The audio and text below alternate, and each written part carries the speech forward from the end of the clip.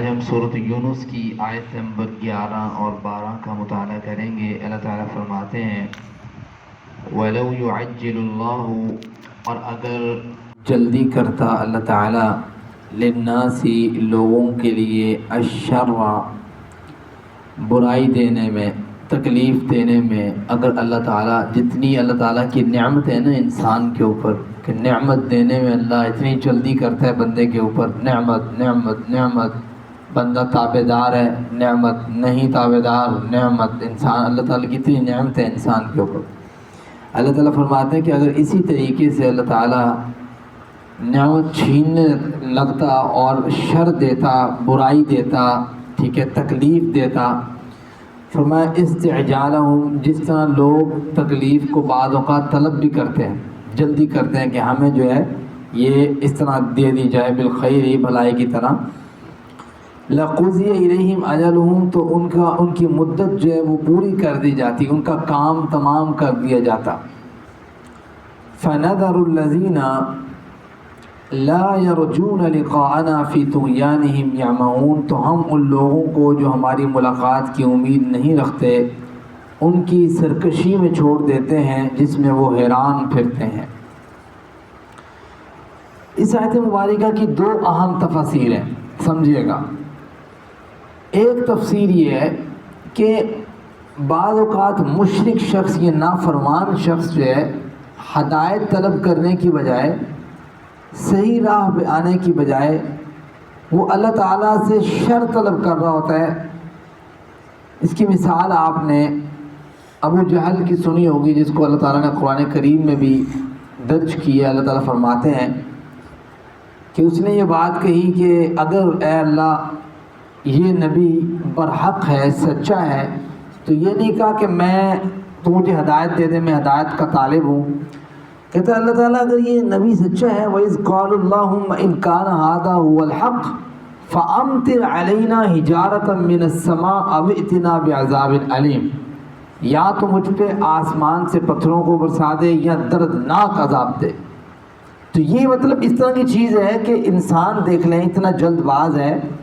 کہ وہ ہدایت طلب کرنے کی بجائے اتنا برا ہے، برائی طلب کر رہا ہے۔ تو اللہ تعالیٰ فرماتے ہیں کہ اگر ان کی مانگنے کے مطابق میں ان کو برائی دے دوں تو ان کا کام ہی تمام ہو جائے منٹ میں، اس طرح کی۔ اور دوسرا اس کی تشریح یہ بھی بنتی ہے کہ بعض اوقات ہم جو ہے وہ کبھی کبھار اپنے لیے، اپنے ساتھی کے لیے، اپنے دوست کے لیے، اپنی اولاد کے لیے ہلاکت طلب کرتے ہیں اللہ تعالیٰ سے، اور یار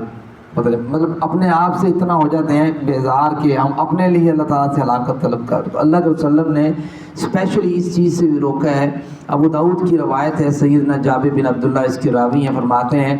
کہ رسول اللہ صلی اللہ علیہ وسلم نے فرمایا کہ لا تدعوا علی انفسکم، بھئی آپ اپنے آپ کو بد دعا نہ دو، اللہ کرے میں ایسے ہو جاؤں، اللہ کرے میں ایسے ہو جاؤں، میں ایسے ہو جاؤں، ایسا نہیں، کبھی بد دعا نہ دو۔ ولا تدعوا علی اولادکم، اور نہ تم اپنی اولاد کو بد دعا دو۔ ولا تدعوا علی خدمکم، اور نہ تم اپنے خادموں کو بد دعا دو۔ ولا تدعوا علی اموالکم، اور نہ تم اپنے مال کو بد دعا دو، میرا مال ہلاک ہو جائے تو میرا ایسے ہو جائے، مطلب اس طرح کی۔ فرمایا لا توافقوا من اللہ ساعۃ نیل عطاء فیستجیب لکم، کہ ہمیں نہیں پتا کہ کون سا وہ لمحہ ہے جس لمحے میں قبولیت کا درجہ ہے اور وہ دعا اللہ کے ہاں قبول ہو اور انسان کے لیے ہلاکت کا سبب بن جائے۔ اسی چیز کو اللہ تعالیٰ نے بارہا اس آیت میں ڈسکس کی ہے کہ وَلَوْ يُعَجِّلُ اللَّهُ لِلنَّاسِ الشَّرَّ اسْتِعْجَالَهُمْ بِالْخَيْرِ لَقُضِيَ إِلَيْهِمْ أَجَلُهُمْ، اگر انسان کی سوچ و فکر کے مطابق جو وہ سوچتا ہے کہ یہ مجھے شر مل جائے، میں ایسے ہو جاؤں، کبھی غصے میں آ گیا یا ویسی بات کر لی، تو اس کے مطابق اگر میں انسان کو دینے لگ جاؤں تو اس کا معاملہ تو تباہ کا تباہ رہ جائے، جس طرح میں اس پہ اپنی رحمت نازل کرتا ہوں۔ اگلی آیت مبارکہ میں ذکر فرماتے ہیں وَإِذَا مَسَّ الْإِنسَانَ، اور انسان کی جو اللہ تعالیٰ نے تخلیق کی ہے اس کے اندر فطرتی طور پہ ایسی باتیں موجود ہیں، اللہ تعالیٰ نے ڈالی ہے، تو آزمائش ہے نا، یہ تو اللہ تعالیٰ نے انسان کو بنایا ایسا ہے، مینوفیکچر ایسی ہے اس کی کہ اللہ تعالیٰ نے اس کی آزمائش کی ہے۔ اس کے دل میں برائی کی طلب بھی ہوتی ہے، اور اچھا دل ہو تو اچھائی کی طلب بھی ہوتی ہے، تو یہ طلب جو ہے اللہ تعالیٰ نے جن و انس کے علاوہ کسی مخلوق میں نہیں رکھی. تو یہاں بھی اللہ فرماتے ہیں وَإِذَا مَسَّ الْإِنسَانَ، جب پہنچتی ہے انسان کو الضر، تکلیف پہنچتی ہے، بیمار پڑ جاتا ہے، مالی حالت ایسی گرتی ہے کہ انسان کے بس میں نہیں رہتا اٹھنا، اس کی کمر سیدھی نہیں ہو رہی ہوتی، اور گھر میں کوئی ایسی آفت آ پڑتی ہے کہ انسان کی کمر سیدھی نہیں ہوتی، تو دعانا، تو انسان کی فطرت ایسی ہے کہ وہ مجھے پکارتا ہے اس موقع پہ، لجنبہ، اپنے پہلوؤں پر، یعنی لیٹا ہوا ہے تو کوئی مسئلہ نہیں، اللہ کو پکار رہا ہے، یار پتہ نہیں کہ اللہ تعالیٰ کوئی حل نکال اس کا، او قاعدن، بیٹھا ہوا ہے تب بھی مجھے یاد کر رہا ہے، اتنی تکلیف اس کے اوپر آئی کہ پہلوؤں پر بھی مجھے یاد کر رہا ہے، بیٹھا ہوا بھی یاد کر رہا ہے، او قائمن، اگر چل پھر رہا ہے، کھڑا ہوا ہے تب بھی مجھے یاد کر رہا ہے کہ اللہ کوئی آسانی پیدا کر، کوئی رستہ نکال. فلما کشفنا، لیکن یہ اتنا بے وفا شخص ہے کہ جب اللہ تعالیٰ اس کی اس تکلیف کو دور کر دیتا ہے، عنہ ضرہ، اس کی اس تکلیف سے اس کو دور کرتا ہے، مرہ کأن لم یدعنا الی ضر مسا، ایسے چلتا ہے کہ جیسے کبھی اس پہ تکلیف آئے نہیں تھی. کذالک، اللہ تعالیٰ فرماتے ہیں اسی طریقے سے، زینا، مزین کر دیا گیا ہے، مزین بنا دیا گیا ہے، للمسرفین، حد سے بڑھنے والے کے لیے، ما کانوا یعملون، جو وہ عمل کرتا ہے اس کے لیے مزین کر دیا گیا. یعنی جب انسان کے پاس مال آتا ہے، آپ نے دیکھا نہیں ہے، مال آتا ہے، کوئی اچھی چیز آتی ہے تو وہ بالکل ہی بے دین نظر آنے لگ جاتا ہے، بالکل ہی اللہ تعالیٰ سے جو ہے وہ بیدار نظر آنے لگ جاتا ہے. تو یہ اللہ کے رسول صلی اللہ علیہ وسلم کا فرمان. لیکن مومن کی کیفیت اس کے برعکس ہے. اللہ کا فرمان ہے، فرمایا کہ عجبا لامر المؤمن، مومن کا بھی معاملہ بڑا عجیب ہے. اللہ کا اس میں فرمان ہے کہ مومن کا معاملہ بھی بڑا عجیب ہے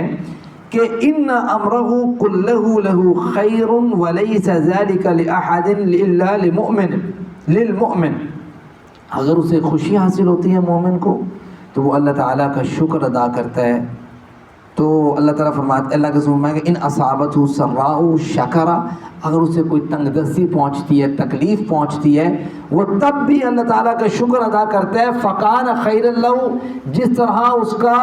اچھائی کی حالت میں شکریہ ادا کرنا اس کی ذات کے لیے بہتر ہے، اسی طرح وہ اپنی برائی کی حالت میں، اپنی بری حالت میں اللہ کا شکریہ ادا کرتا ہے، وہ بھی اس کے لیے بہتر ہے. تو مومن دونوں حالتوں میں سبقت لے جاتا ہے، آگے بڑھ جاتا ہے. وَإِنْ أَصَابَتْهُ ضَرَّاءٌ صَبَرَ فَكَانَ خَيْرًا لَهُ. اللہ کے رسول صلی اللہ علیہ وسلم کا فرمان ہے، آخری فرمان آپ کے سامنے رکھتا ہوں، ترمذی کی روایت ہے، فرمایا کہ دیکھیں، من سرہ ان یستجیب اللہ لہ عند الشدائد والکرب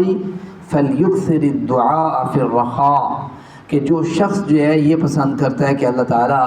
سختیوں کے اندر، مصیبتوں کے اندر، جب وہ تنگ دستی میں ہو، حالات تنگ ہوں، معاملات خراب ہو جائیں، جو شخص یہ سوچتا ہے کہ ان معاملات کے اندر اللہ تعالیٰ میری دعا کو قبول فرما لے، میرے حالات درست فرما دے، اس کو چاہیے کہ فَلْيُكْثِرِ الدُّعَاءَ فِي الرَّخَاءِ، کہ وہ اپنی خوشحالی کی حالت میں اپنے اللہ کو کثرت سے یاد رکھے. تو دونوں حالتوں میں یاد رکھنا لازمی ہے. یہ آیت کا آج کا سبق بھی ہے. مالک سے دعا ہے اللہ تعالیٰ مجھے اور آپ کو اللہ تعالیٰ کو ہر وقت یاد رکھنے کی، اس کی تسبیحات، تمجیدات، تحلیلات پڑھنے کی توفیق عطا فرمائے. وما علینا الا البلاغ.